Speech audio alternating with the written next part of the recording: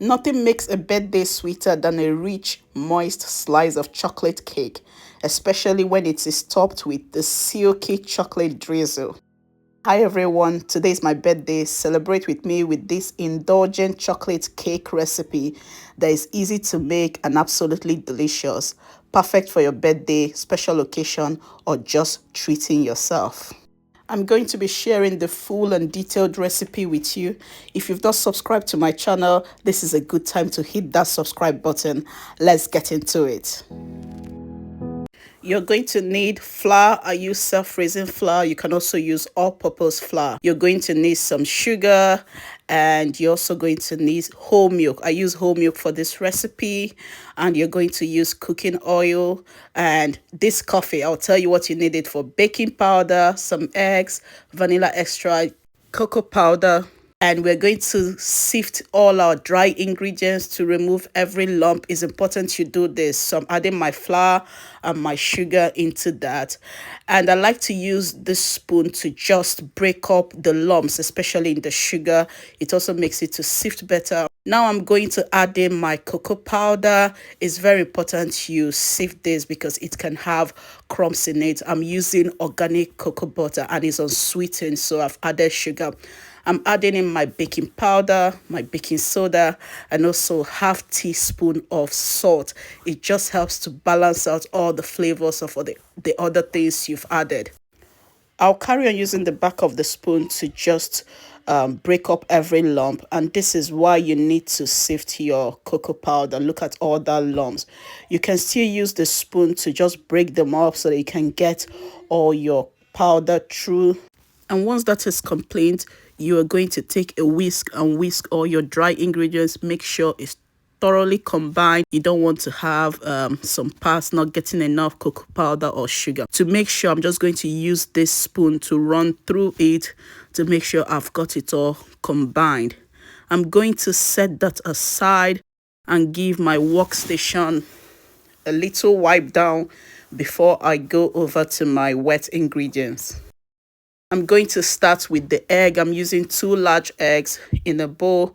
I'm going to whisk it before I add the other light ingredients. It just makes it that little bit easier for me. And then when that is done, I'm going to add my whole milk. This recipe calls for whole milk. And I'm also going to add my oil. I'm using oil, not butter. This cake is an oil-based cake. The oil will help to keep it very moist. You give that a thorough whisk. Make sure the oil is well incorporated. And now it's time for that coffee. Coffee just amplifies cocoa butter. It amplifies chocolate flavor.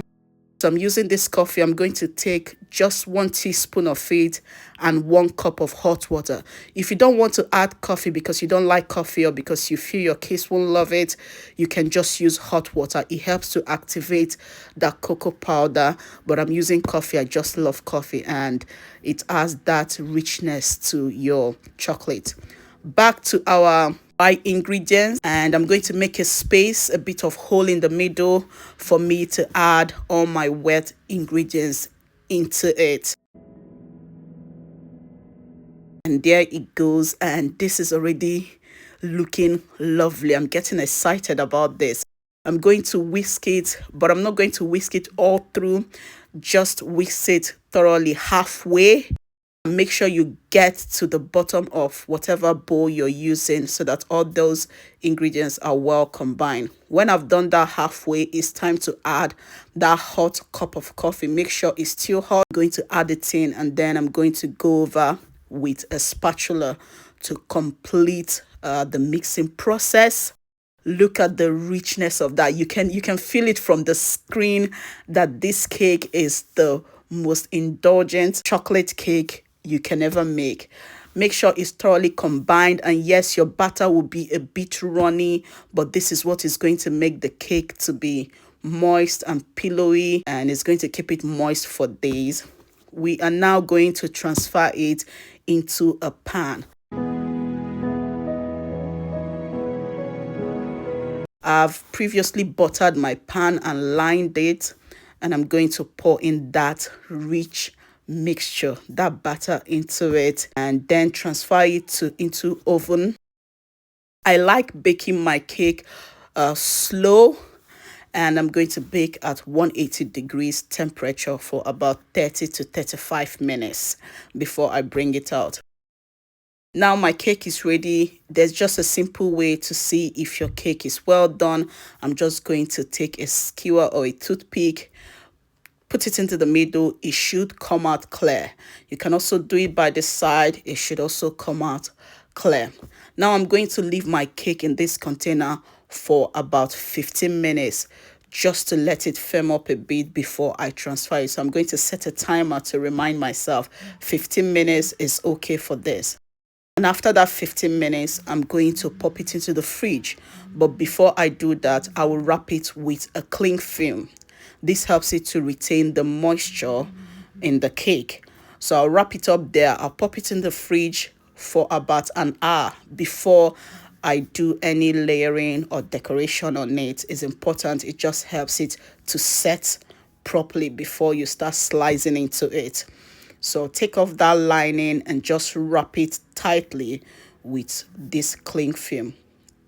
And in it goes to the fridge for about an hour. It comes out. I decorated it and it looks like this. This is just a slice. This is how I served it to my guests. Just a slice of it. I used cream cheese filling and cream cheese decoration, and I topped it up with this silky chocolate drizzle. Look at that. That looks amazing. This is a recipe you want to try. It's good for special occasion. It's good for family desserts. Anything you want to do with it, it is just right for it. I hope you try this recipe. Thank you for watching. Thank you for your support. I want you to hit that subscribe button for more recipes. Also, I have other recipes for my banana bread and for other delicious recipes you want. I want you to go to my channel and check it out. Like, comment, tell me if you tried this recipe, tell me how you enjoy it. You can also drop a birthday wish for me, and I'll see you in the next one.